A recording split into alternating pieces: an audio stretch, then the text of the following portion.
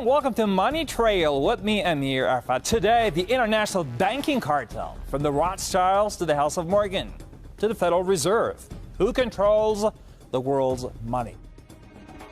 The four horsemen of banking, Bank of America, JP Morgan Chase, Citigroup, and Wells Fargo, own the four horsemen of oil, ExxonMobil, Royal Dutch Shell, BP, and Chevron Texaco. In tandem with Deutsche Bank, BNP, Barclays, and other European old money behemoths. But their monopoly over the global economy does not end at the edge of the oil patch. According to company 10K filings to the SEC, the four horsemen of banking are among the top 10 stockholders of virtually every Fortune 500 corporation. The fact is 52% of the New York Fed is owned by these 8 families. It's the Rockefellers, the Rothschilds, Goldman Sachs, Lehman's, Lazards, Warburgs, Kuhn-Loebs, and Israel Moses Seifs. And the latter family, that goes back to the Genoese bankers, you know, when they first moved into Europe. And these are just really old families. And you know the saying, money begets more money, you know, you got to have money to make money. Well, guess what? These people had money in the 16th century, whatever. And so, you know, many people estimate that the Rothschilds, the richest of these families, are worth over $100 trillion. The international banking cartel is a consortium of about 15 to 20 to 25 international banks of large magnitude with large amounts of political influence. These are the too big to fail banks around the world. They're too big to fail. They're too big to jail. And they are essentially the ones who control the private central banks of the world, because in most countries, United States, Britain, Germany, Japan, and so on down the line, the central bank is a privately controlled institution, even if it's not always, formally speaking, privately owned. The control that these banking families exert over the global economy cannot be overstated and is quite intentionally shrouded in secrecy. Their corporate media arm is quick to discredit any information exposing this private central banking cartel as conspiracy theory. Yet the facts remain. And what my book is about is how they've established this total monopoly over the 3 most valuable commodities in the world: guns, drugs, and oil. And then, worse yet, they've taken over the central banks of every country, not just the Federal Reserve, but you know, the Bank of England, the Bundesbank, the Bank of France, Bank of Australia. I mean, you name it. And it's just stranger than fiction that this can happen. But you know, these banking cartels with our fiat currency system, where they can, you know, print more money, lend out more money than they actually have in reserve, and the government backs it. We have the Royal Bank of Scotland. We have HSBC, that's the old Hong Kong, Shanghai Banking Corporation. Lloyds Bank, TSB, that has absorbed HBOS, Building Society. That is followed then by Bank of America, Citigroup, JP Morgan Chase, UBS, Credit Suisse, Deutsche Bank and Westdeutsche Landesbank of Germany, Société Générale of France, the Bank of Tokyo Mitsubishi UJF, Norinchukin of Japan, Royal Bank of Canada, and Rabobank of the Netherlands. Now that group, 15, 16 banks, that is essentially the heart of the cartel. One important repository for the wealth of the global oligarchy that owns these bank holding companies is U.S. Trust Corporation, founded in 1853 and now owned by Bank of America. A recent U.S. Trust corporate director and honorary trustee was Walter Rothschild. Other directors included Daniel Davison of JP Morgan Chase, Richard Tucker of ExxonMobil, Daniel Roberts of Citigroup, and Marshall Schwartz of Morgan Stanley. Basically, it's like these families are running this printing press, and they get countries in debt, they get individuals in debt, they get companies in debt, and when those people go into debt and can't pay their loans back, then these bankers come in and seize the real asset, which is the house, the car, the Mexican National Cement Company, which is what they did in the Mexican debt crisis in 1997. The way they got out of that was they handed over other state assets to Asarco, and B&N took over the whole railroad in Mexico. And, you know, it's a scam. And now the world's biggest and perhaps oldest modern banking family. Ladies and gentlemen, the Rothschilds.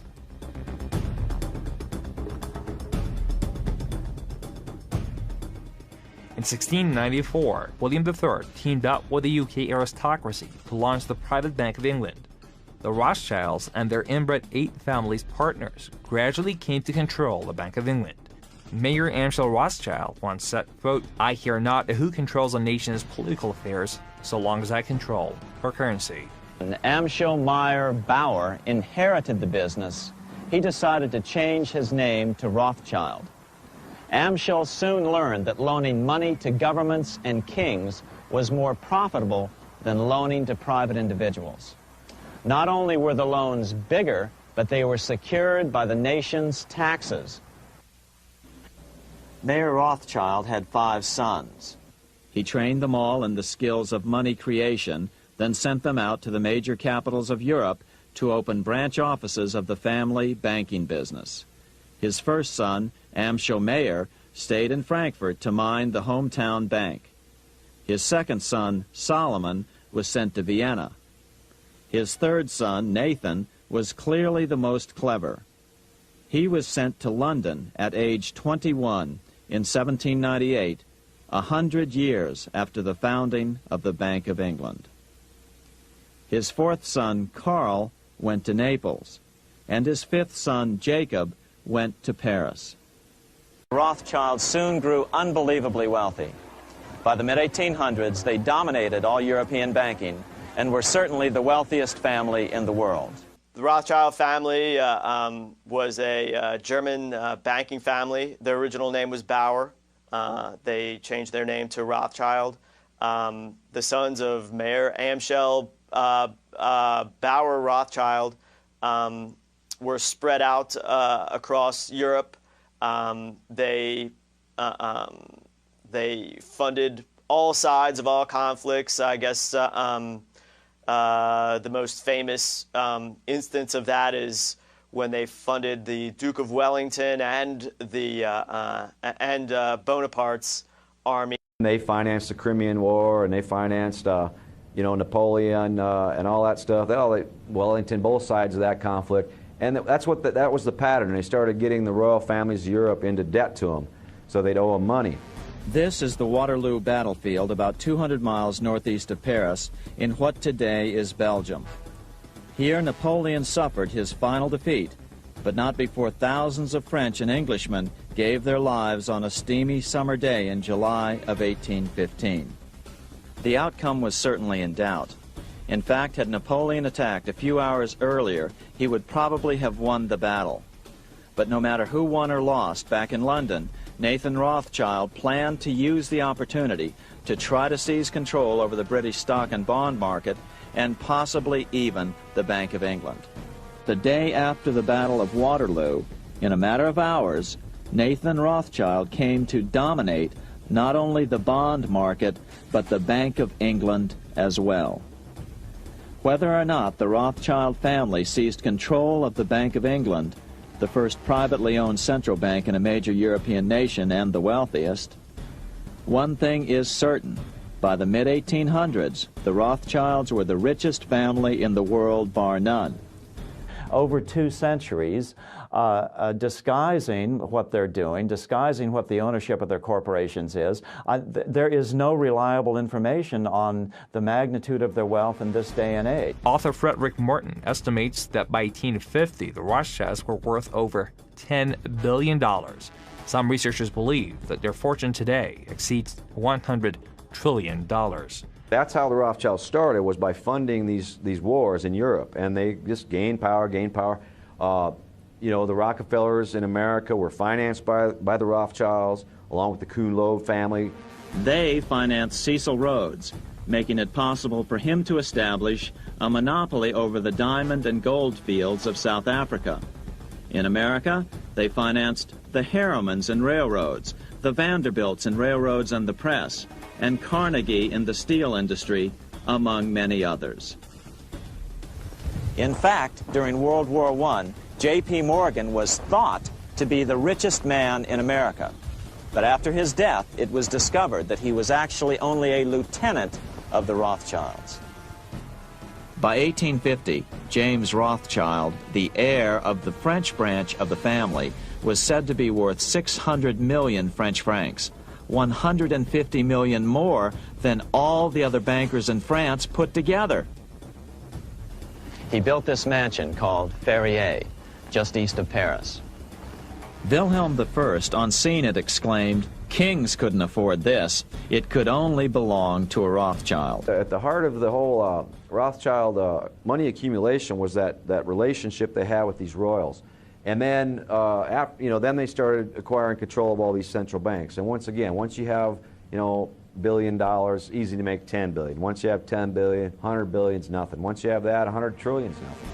Today, the Rothschilds control a far-flung financial empire, which includes majority stakes in most world central banks.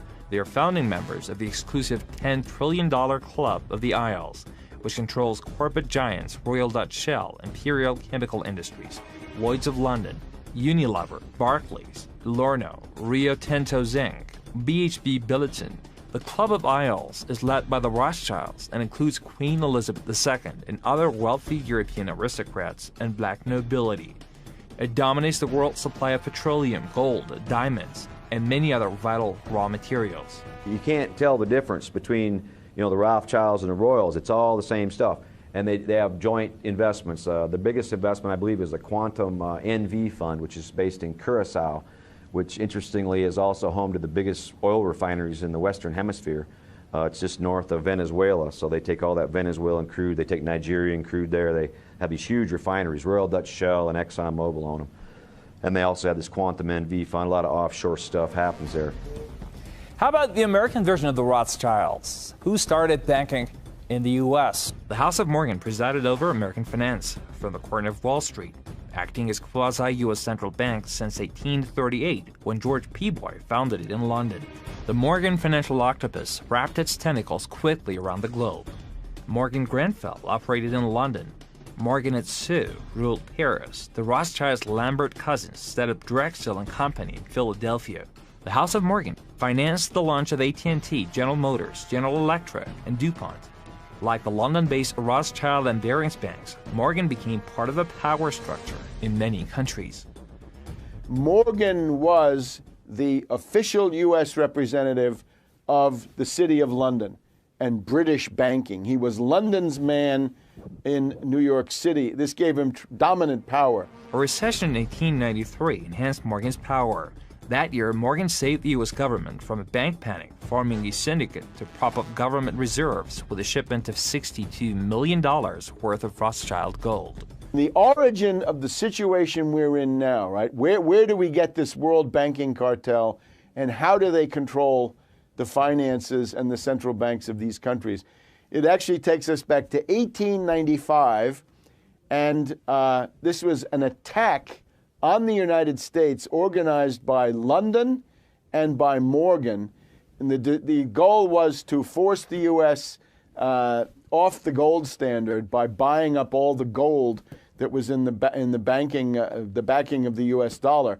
And at the height of the crisis, there's a meeting between Grover Cleveland and the current Morgan of those days. Grover Cleveland was the president of the United States, and essentially Morgan said, London and I demand to control the U.S. public debt, and if you do that, we'll stop attacking the dollar. But if you don't, we'll wreck the dollar, we'll cause a depression, and that will be the end of you. And at that point, Grover Cleveland surrendered to London and to Morgan. Morgan was a driving force behind Western expansion in the U.S., financing and controlling westbound railroads through voting trusts. The House of Morgan was cozy with the British House of Windsor and the Italian House of Savoy. The Kuhn-Loebs, Warburgs, Lehmans, Lazards, Israel Moses Sieves, and Goldman Sachs also had close ties to European royalty. By 1895, Morgan controlled the flow of gold in and out of the U.S. The House of Morgan financed half the U.S. World War I effort, while receiving commissions for lining up contractors like GE, DuPont, U.S. Steel, Kennecott, and Sarco. Morgan also financed the British-Boer War in South Africa and the Franco-Prussian War. The 1919 Paris Peace Conference was presided over by Morgan, which led both German and Allied reconstruction efforts. Money makes strange bedfellows. How the Morgans and Rockefellers came together. In 1879, Cornelius Vanderbilt's Morgan-financed New York Central Railroad gave preferential shipping rates to John D. Rockefeller's budding Standard Oil monopoly, cementing the Rockefeller-Morgan relationship. Morgan and Edward Harriman's banker Kung Loeb held a monopoly over the railroads, while banking dynasties Lehman, Goldman Sachs, and Lazard joined the Rockefellers in controlling the U.S. industrial base. The Morgans financed all the railroads, and Rockefeller at that time was, just another guy on the oil patch. And what he did is he cut deals with the railroads based on volume, that they would transport his crude at a better rate than other people got. And so, not only that, but he started selling oil. He started selling oil below cost to refiners. And what that did is it drove a lot of wildcatters out of business in Texas, Louisiana, because you can't sell oil for less than the price it costs to produce, right? Unless you're John Rockefeller. And so he ran them out of business, and then he bought all the refineries. But that's the most notable instance where J.P. Morgan, early on with the railroads helped the Rockefeller family, and vice versa. Well, what you have now is J.P. Morgan Chase. So see, the Chase Bank has always been the Rockefeller Bank, the big one, and along with Citigroup. But the Citigroup, James Stillman and some other families that have big chunks of that, Harkness family. But Chase has always been the Rockefeller Bank. In the insurance business, the Rockefellers control Metropolitan Life, Equitable Life, Prudential, and New York Life. The Rockefeller banks control 25% of all assets of the 50 largest U.S. commercial banks and 30% of all assets of the 50 largest insurance companies. Companies under Rockefeller control include ExxonMobil, Chevron Texaco, BP, Marathon Oil, Freeport McMoran, Quaker Oats, Asarco, United Delta, Northwest, ITT, International Harvester, Xerox, Boeing, Westinghouse, Hewlett-Packard, Honeywell, International Paper, Pfizer, Motorola, Union Carbide, and General Foods. Speaking of the international banking cartel, how about the U.S. Federal Reserve? Where does the Fed stand? The Federal Reserve is a center of it. It's really one of the governing institutions. By the way, let me say, I write about this in my book, Surviving the Cataclysm, Your Guide Through the Greatest Financial Crisis in Human History. And here on the cover, we have the Fed breaking up. Everyone who can read the writing on the wall can see the Federal Reserve Bank controls the United States government. They control every aspect of the economy, and they are controlled by an international bank according to the rules that everybody knows. Basel III. That's the rules by which all the private central banks operate, and it's set in a foreign country, which means the Federal Reserve Bank is a treasonous institution that destroys or has destroyed American sovereignty, as has the European Central Bank and the banks around the world, as has, every nation where these Rothschild central banks operate out of. How about the central bank of all central banks? The Bank for International Settlements in Basel, Switzerland. The Bank for International Settlements is the most powerful bank in the world, a global central bank for the 8 families who control the private central banks of almost all Western and developing nations. The Bank for International Settlements is owned by the Federal Reserve, Bank of England, Bank of Italy, Bank of Canada, Swiss National Bank, Netherlands Bank, Bundesbank, and Bank of France. Naturally, it's a sinister institution, right? Secretive, wealthy, with no accountability, no transparency, no TV cameras, no nothing, all secret. This is the kind of thing that would have to end. It's hard to find out about it, for sure. This BIS crowd, Bank of International Settlements, it's in Basel, Switzerland. It's a central bank for central bankers. It keeps its head low. It's owned by the same families, and basically only comes out in times of extreme crisis. The Bank for International Settlements has been operating in Basel since, I believe, 1931, 1932. And it grows out of a distant world, but which is not so dissimilar from our own world. If you go back to the period after World War I, the most dangerous kind of financial debt were the reparations, that Germany was required to pay billions and billions of dollars as a result of losing World War I and being blamed for World War I, which was not historically true. But it was impossible to have the reparations paid. Germany simply could not pay. Lord Keynes saw this at the time. Many others saw it at the time. So there were constant attempts to reorganize the reparations and keep them going. One was the Dawes Plan of 1923-24, and then there was the Young Plan of 1931-32, which also created the Bank for International Settlement. Historian Carroll Quigley wrote in his epic book Tragedy and Hope that Bank for International Settlements was part of a plan to, quote, create a world system of financial control in private hands able to dominate the political system of each country and the economy of the world as a whole, to be controlled in a feudalistic fashion by the central banks of the world acting in concert by secret agreements. The international banking cartel that controls the central banks of all but 3 nations operates under the rules set by an international body called the Bank for International Settlements in Basel, Switzerland. And the central banks of the world, from the United States to Russia to China, they all operate under Basel III, is what's being transitioned into now. And Basel III is the rules by which all of these banks operate. There's, complex organizations, international organizations, and secret societies that carry out the will of these banks, and, the leadership of those groups are the major stockholders of the Bank for International Settlements. The Bank for International Settlements holds at least 10% of monetary reserves for at least 80 of the world's central banks, the IMF, and other multilateral institutions. It serves as financial agent for international agreements, collects information on the global economy, and serves as lender of last resort to prevent global financial collapse. It served as conduit for 8 families' funding of Adolf Hitler, led by Warburg's Henry Schroeder, and Mendelssohn Bank of Amsterdam. Many researchers assert the Bank for International Settlements is a detonator of global drug money laundering. It's a banking cartel that prints money out of thin air and charges people interest and leverages its war machine, which exhibits itself in the Russian military, the United States military, the Chinese military, and they play different nationalities of people off of one another in order to enslave the planet and consolidate their power. Politicians often declare wars, but who are the true warmongers? Who are the people that fund the wars? Who are the true war profiteers?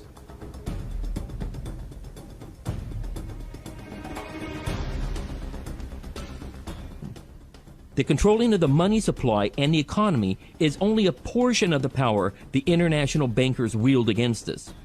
The next tool for profit and control is war. Since the inception of the Federal Reserve in 1913, it seems as if we have been in a perpetual war at one place or another. There's a reason for this.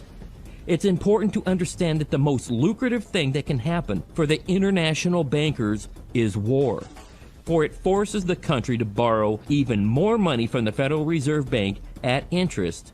Not only that, but they have heavy investments in the weapons manufacturers. Guns, drugs, oil.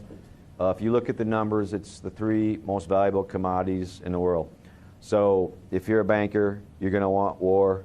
You can sell oil to both sides, you can sell guns to both sides, and you can run drugs through the war zone and nobody will know where it's going, and launder that money easily. Big old stacks of $100 bills, also gold and diamonds, all these things go through war zones as currency. And of course, they own the defense contractors. These same families own Lockheed Martin, they own BAE, British Aerospace, they own all the biggest defense contractors. Well, thank you for watching. Always follow the money trail with me, Amir Arfa.